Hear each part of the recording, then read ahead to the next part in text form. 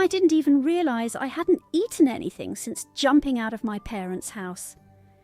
Headmistress McGonagall made sure to provide me with all the food I needed, including chicken and rice and a delicious new beverage called butterbeer, which I couldn't stop drinking. It wasn't until midnight that I found myself surrounded by a group of older men and women, possibly professors from the looks of it. They all stared me down, some curious, others a bit annoyed to be in my presence. "Greetings, professors. Let me present to you Alanza. We have a special situation on our hands now, shall I say. As many of you know, she's my great-grand-niece, having lived a normal Muggle life right up till now. I have decided to enroll her into Hogwarts, not as a normal student, but as a special one." I analysed the room quickly. Most of the professors there were older than I had previously imagined. Some were not even human, dared I say. And despite the fact they all stuck out like a sore thumb, except for one in particular, a tall man, white hair, pale complexion, I imagined him to be somewhat in his 20s, maybe early 30s, but they were all equally intimidating to me. I glanced away the moment our eyes met. "Professor Malfoy has offered to help guide you through your own personalised studies."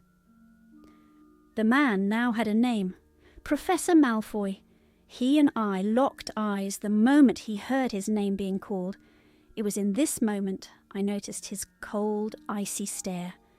I had to glance away again. "Go now, Alanza. Professor Malfoy will have a word with you and talk about your schedule." Professor Malfoy gestured me with his head to follow him, and I did as told. He led me to a dimly lit hallway full of moving statues that hummed as we passed by. He was oddly silent, barely glancing backward to confirm I was following him through Hogwarts. Even though I was taught never to talk without being talked to first, even I felt uncomfortable by this lack of small talk. "Sorry, sir, I didn't quite catch your name. Malfoy?" she said. Malfoy stopped in his tracks to glare at me. "That is Professor Malfoy to you, student. There is no need for all this chit-chat." I was taken aback. "I was just trying to strike a conversation," I muttered. "Let me get this straight with you. I don't care about your status. I don't care about your blood relationship with Headmaster McGonagall. Being accepted into Hogwarts is already a big deal and a huge honour, and the fact you were even considered for a special tutoring spot at your ripe age." Professor Malfoy seemed to hold back from finishing his sentence. "This can and will be a difficult year, and Headmaster McGonagall won't be coming in to save you. Understood?" I was taught to bite my tongue, so I simply nodded. "Now, as for a bedroom, you cannot be seen by other students. Not yet. Your case is a special one, and will strike controversy which I'm not in the mood to deal with right at the start of the year," he explained, continuing to walk straight forward. "Being taught after turning 18 is preposterous. Why did you change your mind about learning magic so late?" I bit my tongue, not wanting to upset my tutor. "Well, I'm waiting. Aren't you going to answer your teacher?" he demanded. "Well, sir, if you must know, I never knew Hogwarts existed, or magic for that matter." "What?" "You're a descendant of the McGonagall family, headmaster of Hogwarts, and one of the strongest witches I've ever known. How did you not know?" "Back home, my name was Alanza Campbell. It's a long story," I said. "Humph, I suppose so," he muttered. "I expect to meet you tomorrow at 5 a.m. sharp, not a minute earlier, not a minute late. Then we will head on to Diagon Alley, where we will get all necessary materials for your studies. Then you will accompany me to my usual 7 fifth-year Defence Against the Dark Arts class." "May I ask why so early?" "You do understand I'm taking precious time out of my day to privately tutor you plus teaching my normal classes. You should be grateful I even agreed to help you." Professor Malfoy scoffed when he noticed I didn't talk back. but I swore I could see certain regret over how he spoke to me in his eyes.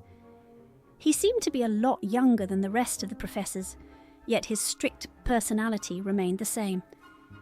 I had a feeling this year was going to be tough, but never as tough as life back home. Now you will sleep in my office for the time being. You have not been assigned a house yet, nor do I think you will be due to your age. I have gifted you a robe as well as some pillows and blankets. Do not open the door to anyone who isn't myself. Understood? Professor Malfoy stopped right in front of a wooden doorframe, seemingly his office. He was awaiting a response from me before opening the door, and was confused when he noticed I wasn't responding. Here's something you should know. If you're going to be my student, I expect a bloody answer after each question, he demanded. Yes, sir, I muttered. He then opened his office door. I had a small peek before entering. His office was spacious, with a window that had direct views to the camp.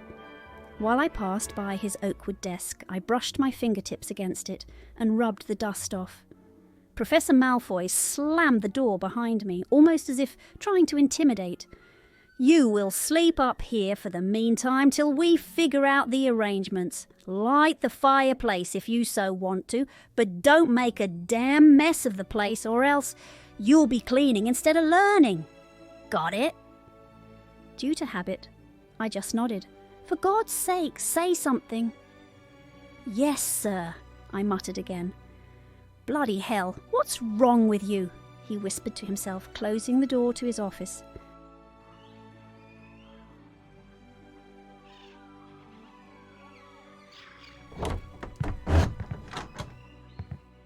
Wake up! Please tell me you're not asleep right now, Alanza! Malfoy yelled out after slamming the door behind him. There was no possible way I could sleep that night. Too many things were on my mind to even consider closing my eyes. Even though I was glad to have finally ran away from the house where I mostly suffered, I couldn't help but wonder how my parents were feeling about my sudden disappearance. Worried sick, I imagined. The existence of magic had come to me so suddenly, yet it somehow felt so natural. I couldn't stop thinking about why my father would ever hide this part from me, or even not tell me why. Good. You're awake on time. I was looking out the window, sitting down on the windowsill. Professor Malfoy grunted when he saw I wasn't answering. Answer me, Alanza. Yes, sir, I muttered. Now, I know you've never used flue powder before, and that it's a big step for someone who barely can lift a wand, but it's the quickest way to get from place to place around here. Diagon Alley is the best place to get your materials. Malfoy took out a small bag full of white powder. He dipped his hand into it, pulling out a handful. He seemed to somewhat play with it. Listen to my instructions very closely because I won't repeat myself. Take a good handful of flue powder, step inside my fireplace, and think of the place you'd like to go to. Say its name extremely clearly, or else you'll be transported to who knows where, he ordered. I took a step inside the fireplace he mentioned, almost burning the soles of my shoes. Malfoy passed on to me his bag of powder and let me dip my hand in, pulling out a big handful of it.